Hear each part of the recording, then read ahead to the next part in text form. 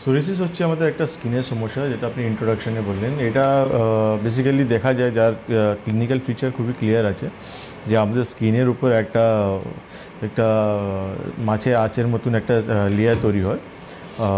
সেটা কিন্তু সিলভার স্কেলই থাকে। যখন ইচিং হয় সেখান থেকে পিন পয়েন্ট ব্লিডিং হয় আমাদের।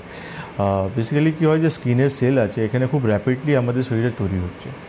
সোরিয়াসিসকে অটো ইমিউন ডিজিজ বলা হয়, যে আমাদের শরীরে। মানে এর পিছনে কি হওয়ার কোনো নির্দিষ্ট কারণ আছে, খুঁজে পাওয়া যায় না? হ্যাঁ, মডার্ন প্যাথি যেটা বলছে, এটা ইমিউন সিস্টেম আমাদের যেটা রয়েছে সেটা আমাদের মানে অটো ইমিউন সিস্টেম হয়ে গেছে, যেটা ইমিউন সিস্টেমই আমাদের শরীরে অন্য অন্য পার্টকে, স্কিনকে বেশি ইফেক্ট করছে।